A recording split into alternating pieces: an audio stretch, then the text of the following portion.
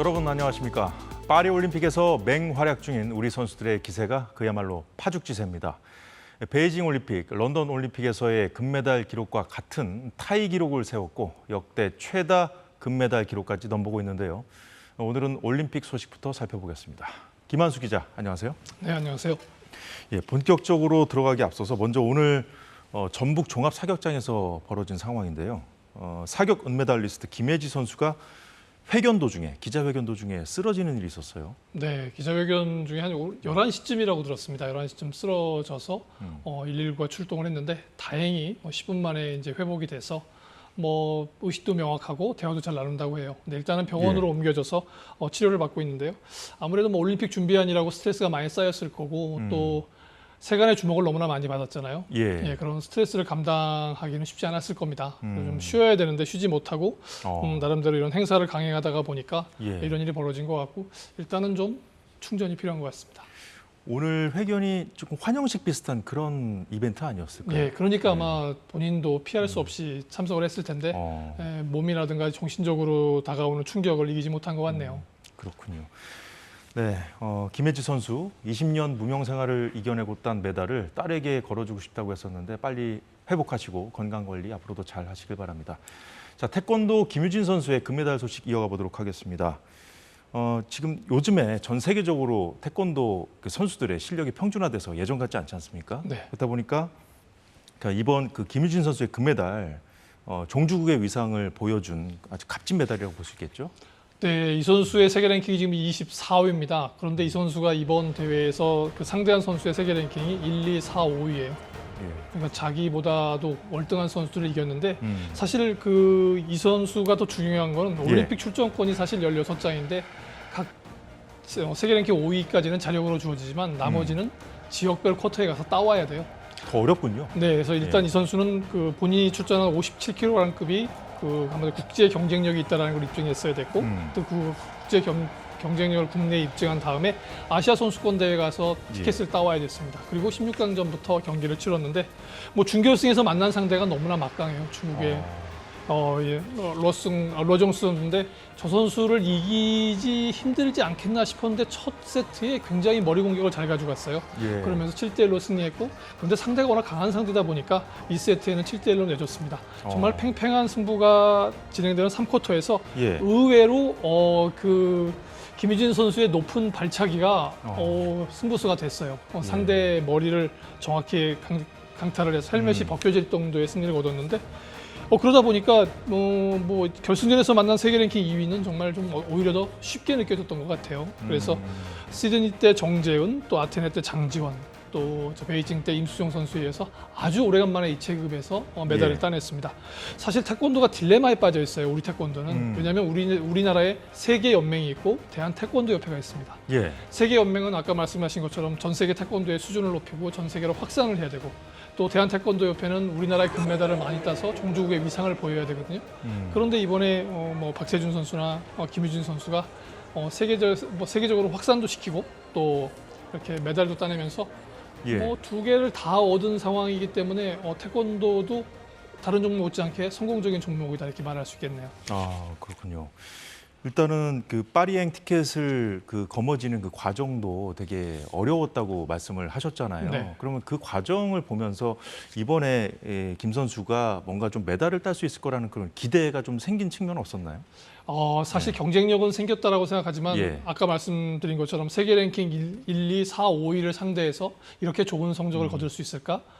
물론 예전의 선수들보다 키가 크고 굉장히 발 높이가 높은 건 사실이에요. 그런데 그것이 과연 경기에서 스코어로 이어질까는 좀 의구심이었는데 이 선수가 16강전부터 너무나 확실하게 풀어갔기 때문에 그리고 오히려 결승전이 너무 쉬워 보였잖아요. 그래서 1, 2세트 가볍게 이기고 따서 올라가는 걸 보면 유망합니다. 아, 그렇군요. 우리 김유진 선수의 금메달로 우리 대표팀의 금메달 개수가 총 13개가 됐어요. 이게 베이징 올림픽 그리고 런던 올림픽에서 딴 것까지 동률이라고 하더라고요. 네. 예. 금메달 수로는 동률입니다. 13개, 13개요. 근데 이제 런던과 베이징 때는 지금보다 훨씬 출전 선수들이 많았어요. 그 베이징 같은 경우에는 260여 명, 그리고 예. 런던 같은 경우는 240여 명이었거든요.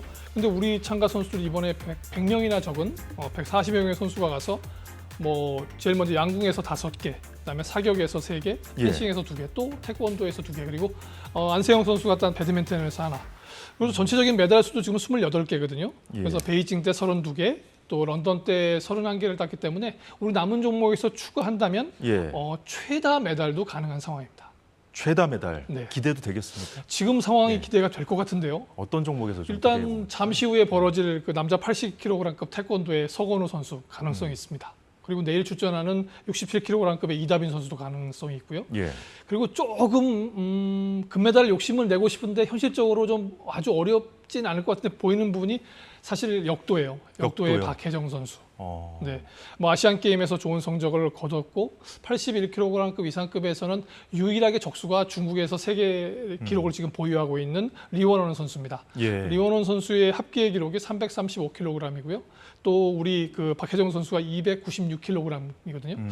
약 9kg 정도의 차이가 나는데 컨디션을 잘 맞추면 정말 팽팽한 접전을 이어가고 정말 운만 좀 따른다면 예. 운만 따른다면 장미란 선수 이후에 또 금메달도 기대를 해봐야 될 것 같고요. 근대 오정 선수도 지금 예선 성적이 나쁘진 않습니다. 남자 전웅태, 여자 뭐 성승민 선수 괜찮아 보이고요. 또 내심 기대하고 있는 부분이 사실 마지막 날 열리는 남자 육상 높이뛰기입니다. 남자 육상 높이뛰기에서 우상혁 선수가 따줄 수 있을 것 같은데 예. 바르심 선수가 지금 그 예선을 하면서 약간 다리에 햄스트링이 왔어요. 그리고 탐베리 선수는 이번엔 참 많은 사연을 몰고 다니죠. 결혼 반지도 개막식에 빠지고 또 병원에 입원도 하고 예. 라이벌 선수들이 약간 주춤은 한데 예. 반면에 우상혁 선수는 컨디션을 차곡차곡 끌어올리고 있거든요. 그래서 한 번쯤 해볼 만하지 않을까. 자신감이 넘쳐 보이던데. 네, 그래서 이렇게 따면 사실 여기서 나오는 대여섯 개의 메달만 하면 일단 최다 메달은 넘어설 수 있을 것 같고요. 예. 이 선수들 가운데 한 선수만 금메달을 따주게 되면 또 역시 아. 최다 금메달 기록도 가져올 수 있을 것 같습니다. 폐막까지 한 나흘 정도 남았나요? 며칠 남았죠? 이제 사흘 남았습니다. 사흘 정도. 네. 예, 우리 선수들의 선전을 좀 앞으로 남은 기간도 기대해 보겠습니다. 자, 그리고 우리 여자 탁구 네. 아쉽게 어제 중국에 패했는데 단체전 동메달 도전에 나서죠. 네. 정말 이기면 정말 꿈의 무대였어요. 왜냐하면 중국 선수들의 그 세계 랭킹을 보면 1위 순잉샤, 2위 예. 천멍, 3위 왕만이 선수입니다. 세계 랭킹 1, 2, 3위가 한 팀에 있기도 힘든데 예. 그 팀을 상대로 저희 선수들이 굉장히 열심히 했거든요. 물론 아쉽게 3대 0으로 지기는 했습니다만 이제 그래도 동메달 결정전에 나갈 수 있어요. 동메달 결정전 상대는 이제 독일과 저게 되는데 독일은 우리가 팀 랭킹 3위라면 독일은 5위입니다. 그래서 조금 우리가 세계 랭킹이 높기 때문에 약간의 우세를 가지고 갈 수 있을 것 같고 그런데 한 가지 걸리는 점이 있어요. 네. 우리에게 신유빈 선수가 있다고 한다면 독일에는 아네트 카우프하이넨 선수가 있습니다. 18살 선수거든요. 근데 원래 예. 이 선수가 후보, 우리로 치면 리저브 선수였어요. 근데 주전 선수가 부상으로 못 나오면서 이 선수가 단식을 독점하게 됐는데 생각보다 지금 잘하고 있습니다. 그래서 우리 신유빈 선수가 상대하게 될지 전지 선수가 상대하게 될지 모르겠는데 이 선수를 이겨야만 예. 우리가 동메달을 가져올 수 있을 것 같아요. 독일 선수가 상승세를 타고 있다는 그렇습니다. 예. 지금 우리 신유빈 선수가 이번 올림픽을 통해서 이제 스타가 됐는데 지금 우리나라 언론뿐만 아니라 다른 나라 언론들도 신유빈 선수에 관심이 많다면서요? 네, 그렇습니다. 뭐 혼합복식에 가서 그 동메달 땄고요. 여자 단체전 지금 하고 있고 사실 본인이 출전한 여자 그 단식에서만 메달을 땄다면 좋았을 텐데 하필이면 그 단식 동메달 결정전이 세계 랭킹 5위인 일본의 하야타 히나 선수와의 경기였어요.